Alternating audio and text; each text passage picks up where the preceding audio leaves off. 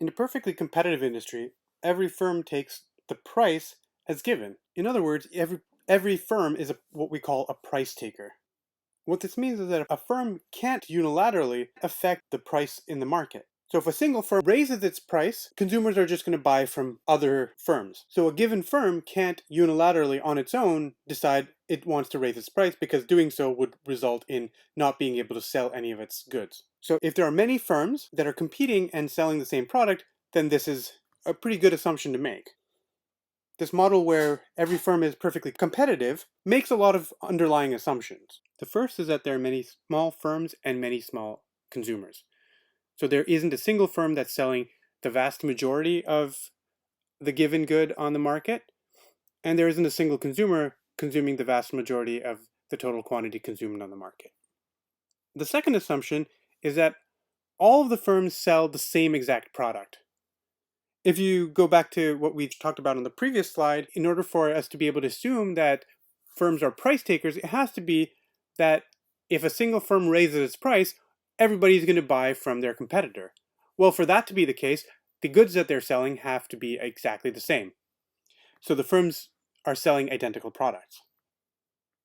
Third, the consumers have to be fully informed.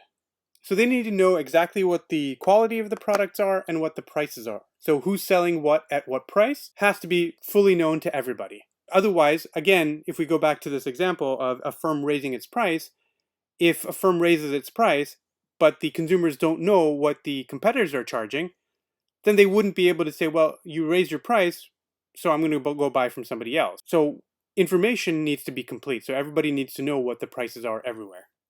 The fourth assumption is that there's no transaction cost. So it has to be easy for consumers to switch between sellers. If I raise my price, it has to be easy enough for consumers to switch to some other supplier.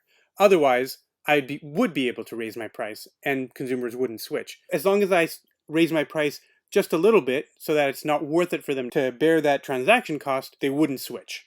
The fifth assumption, which we're going to look at a little more closely later on, is that firms can freely enter and exit the market. Now, there's some caveats to this model. What we're going to see in this chapter and the next is that this perfectly competitive model is going to have some very nice properties. So it forms a really nice benchmark. So if we want to use this as a benchmark, that works really well. It's kind of an ideal world. So under these assumptions of everything being perfect, it tells us what we can expect to happen in a market. For some particular real world markets, like commodities markets, these are perfectly reasonable assumptions. On the other hand, perfect competition is not a great assumption for markets like internet service providers or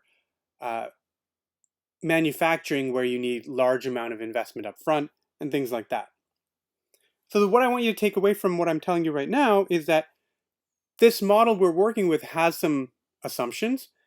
Every model has assumptions. And when you're going to look at the conclusions from a given analysis, you're going to perform that analysis in the context of some model, and you need to understand the limitations of that model that are due to the assumptions.